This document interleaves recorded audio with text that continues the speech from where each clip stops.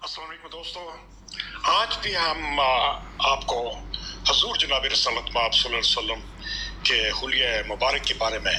मज़ीद कुछ बताएंगे। दोस्तों,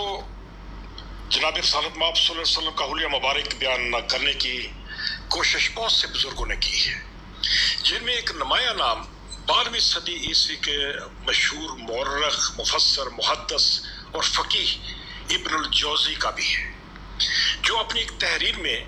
आपके हुलिया मुबारक का बयान कुछ यूं करते हैं कि कद मुनासिब, नाक सतवां, लबे मुबारक मानंदे अकीक, दंदान मुबारक बहम जुड़े हुए और मोतियों से भी ज्यादा चमकदार, बाल इस कदर स्याह कि अंधेरी रात की स्याही भी कमतर, और रुख मुबारक इस कदर रोशन और पुरनूर कि गोया 14वीं का चांद हो, बल्कि 14वीं के चांद को भी मात। दोस्तों, बाद में आने वाले अक्सर सीरत निगारों ने हजूर जनाब सल्लल्लाहु अलैहि वसल्लम का हुलिया मुबारक बयान करते हुए ज्यादातर इब्नुल जौज़ी की कही हुई बातें ही दोहराई,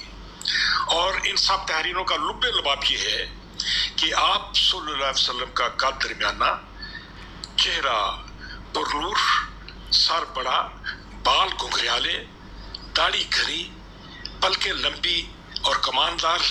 आंखें बड़ी और शर्मगीन, नाक सतवां, दांत मोतियों की लड़ी, हाथ लंबे, हथेलियां कुशादा और नरम नाजुक, पांव के तलवे गहरे यानी दरमियान से उठे हुए, और जमीन पर सिर्फ एड़ी और पंजा लगता था। मगर दोस्तों, सच्ची बात तो ये है कि ये सब बेजान लफ्ज हैं।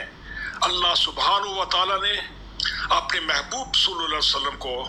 नूर के जिस सांचे में ढाला, फिर वो सांचा ही तोड़ दिया। आप सल्लल्लाहु अलैहि वसल्लम हर लिहाज से कुदरत का ऐसा शाहकार थे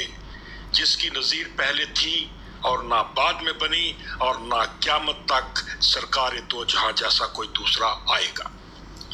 और आप सल्लल्लाहु अलैहि वसल्लम के सरापा और शख्सियत का लफ्जों में बयान नामुमकिन, कतई नामुमकिन। और हाँ, इस हवाले से अगर कोई जरूरी कुछ कहना चाहते हो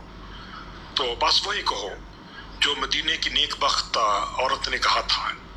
या फिर इमाम इब्नुल जौज़ी ने कहा कि आप सल्लल्लाहु अलैहि वसल्लम 14वीं का चांद थे। और बस वस्सलाम दोस्तों, इजाजत, अल्लाह आपको खुश रखे।